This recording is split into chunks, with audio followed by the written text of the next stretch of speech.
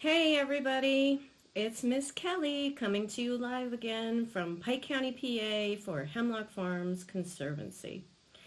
And I am looking out my studio window today at a pretty dreary rainy day. So it's good that we're all inside, staying calm, staying home, and staying safe. And I had a special request today. I had a request from my friend Brian Snyder. He asked me if I would talk about ticks. Now, Brian Snyder is a member of the Pike County Tick-Borne Disease Task Force. And the task force is a committee of the Pike County Commissioners who do amazing work to protect us and inform us about ticks and from ticks, protect us from ticks. So the task force is a partner of Hemlock Farms Conservancy, and partnership is really, really important in conservation. There is so much work to do on this beautiful blue planet. We have water and mountains and trees and wildlife, fish and streams, food that people need to eat, soil that needs to be healthy, and the list goes on and on and on. So in conservation, we form great partnerships, which are like friendships, so we can get good work done together. So today, Brian, this is going out to you and the task force, and we're going to talk about ticks. Ticks are not very popular, though. Do I have any hands raised out there of people saying that they love ticks? I doubt it. Scientists, though, are fascinated by them, I can tell you that. And certainly epidemiologists and doctors are interested in ticks because they spread disease. And they're so small, they're so hard to see. I'm going to show you an example of how hard it is to find a tick. Now, they change in size from larva to adult, but take a look at this bagel. Now, when I hold it over here, I want you to say to yourself, can I find a tick on that bagel? Miss Kelly has made it very, very easy for you to find because if you see, it's circled in red. Do you see that red circle?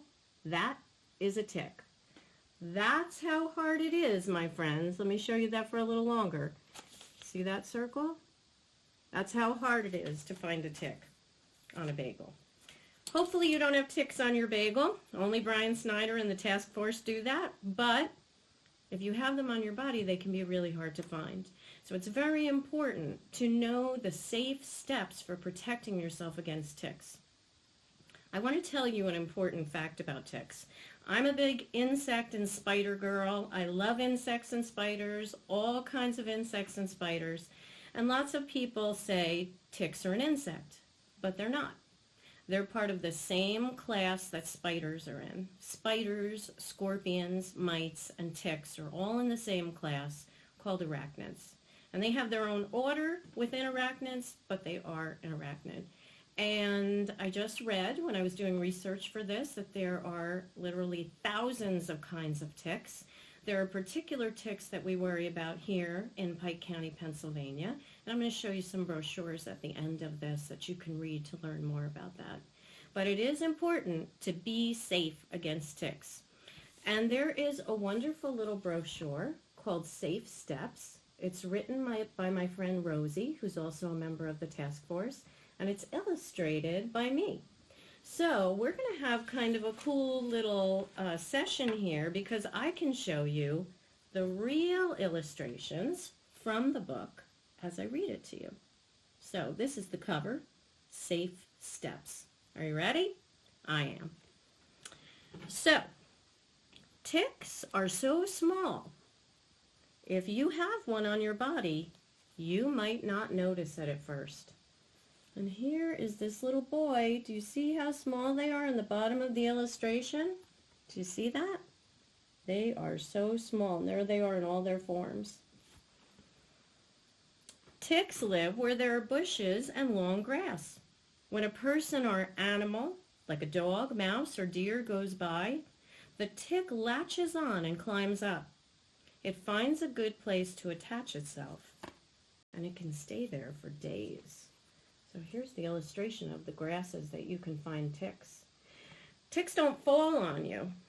They actually attach themselves to you while you're walking. So if you brush against a branch or grass, they'll connect to your clothes or your skin, and they will keep climbing up until they find a very warm spot. You should check for ticks after being outside because you may not feel them on you. They hide in all sorts of places, such as in your hair or behind your knees. They can even crawl under your clothes. And I decorated this, but I have to give Rosie the credit. She drew this, and isn't it beautiful? And it shows all the spots where a tick can hide. When you are going outside, let your parents spray insect repellent on you. Be sure to shower when you come inside. Ask your mom or dad to check that you don't have any ticks on you. And here's a mom spraying some bug spray on her son. We see all those bugs flying around. We have to be careful when we're outside for ticks. But be careful also if you're using an insect spray on your body to read the directions. You don't need to use too much, and you don't want to use something in the wrong place where it can hurt you. Some sprays belong on your clothes, some sprays belong on your house or your building, and some go on your skin. And there are lots of good, healthy alternatives that are not so toxic for our skin. Ticks sometimes have germs that can make you sick. After a tick bite, you might get a rash, a headache, feel tired or achy. Remember, you might not even know that you were bitten because ticks are very tiny and clever. And here, this person is so sick because they didn't check for ticks. You don't want that to be you.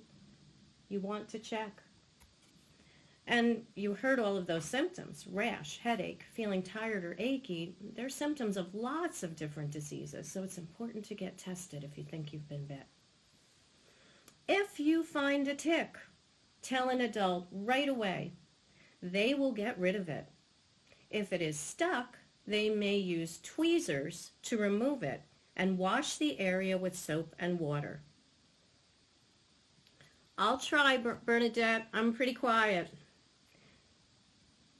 Here is a tick, and here is a tweezer. So a tweezer is a good enemy against a tick to remove the tick.